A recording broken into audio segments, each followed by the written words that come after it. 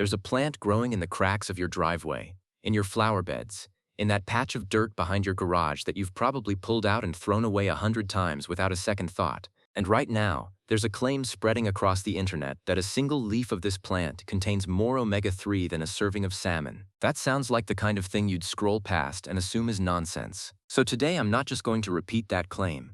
I'm going to show you exactly what the actual peer-reviewed research says, why this plant genuinely might be one of the most nutrient-dense things you can put in your body, and why, despite all of that, we've spent the last century training people to rip it out of the ground and throw it in the trash. This plant is called purslane, and by the end of this video, you're going to look at your garden completely differently. Let's deal with the claim first, because I want to be straight with you instead of just feeding you a viral headline. Purslane contains somewhere between 300 and 400 milligrams of alpha-linolenic acid, which is a type of omega-3 fat, per 100 grams of fresh leaves. That's genuinely the highest amount of omega-3 ever measured in a leafy green vegetable, 5 to 7 times more than spinach, and around 15 times more than iceberg lettuce. Salmon, on the other hand, contains a different type of omega-3, called EPA and DHA, and per 100 grams, salmon actually contains more total omega-3 than purslane does. So the full picture is a little more nuanced than the viral headline suggests. What makes purslane genuinely remarkable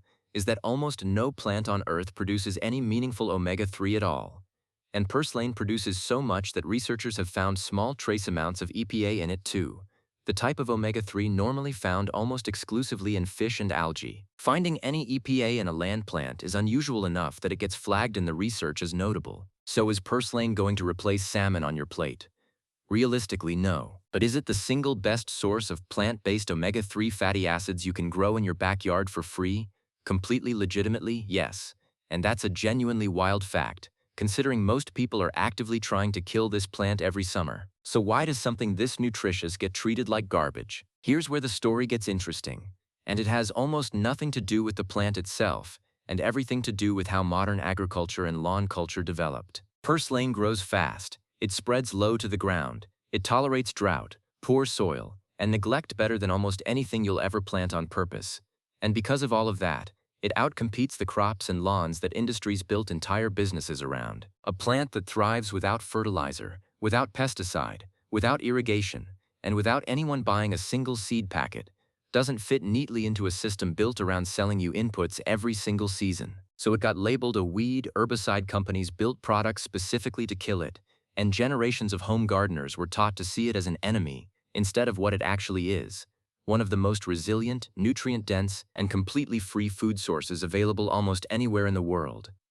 Purslane isn't new either. This plant has been eaten by humans for thousands of years, showing up in ancient Greek, Persian, Indian, and Mexican cuisine long before anyone was measuring its fatty acid content in a lab. In Mexico, it's called verdolagas, and is a completely normal ingredient in everyday cooking. In parts of the Mediterranean and Middle East, it's a staple salad green. It only became a stigmatized backyard weed relatively recently, mostly in places where lawn culture and industrial agriculture reshaped what people considered acceptable to grow. Now let's actually talk about identifying it, because if you're going to eat something out of your yard, you need to know exactly what you're looking at. Purslane has thick, smooth, reddish stems that grow low and spread out along the ground, rather than growing upright. The leaves are small, plump, and paddle-shaped, almost succulent-looking, with a glossy surface. If you snap a stem, it has a slightly juicy, fleshy texture, similar to what you'd expect from a succulent rather than a typical leafy green. It tends to show up in disturbed soil, garden beds, sidewalk cracks, and areas that get full sun and a bit of neglect. One important note: there is a look-alike called spurge that grows in a similar low-spreading habit. But spurge has thin, non-fleshy leaves and produces a milky white sap when you break the stem. Purslane never produces that milky sap. If you break the stem and see any white liquid at all, that is not purslane, and you should not eat it. Once you've correctly identified it, purslane is incredibly easy to actually eat. The leaves and stems have a mild, slightly tangy, almost lemony flavor with a texture that's crisp and a little juicy, similar to a cross between spinach and a cucumber. It works raw in salads, chopped into salsas, sautéed quickly with garlic, or stirred into soups right at the end of cooking so it doesn't turn mushy. In Mexican cooking, it's often cooked down with tomatoes, onions, and pork. In Mediterranean cooking, it frequently shows up mixed into yogurt-based salads with garlic and lemon. If you want to actually grow it on purpose instead of just harvesting the wild patches already growing in your yard, purslane is almost embarrassingly easy. It thrives in full sun, poor to average soil, and requires very little water once established, which actually makes it an excellent option for hot, dry areas of your garden where other vegetables struggle. Seeds are tiny and can simply be scattered on the soil surface after your last frost, since they need light to germinate and shouldn't be buried deep. It grows quickly, tolerates heat that would wilt most leafy greens, and once it's established in an area, it will often reseed itself and come back on its own year after year, which is either a wonderful low-maintenance food source or a plant that spreads more than you expected, depending entirely on your perspective.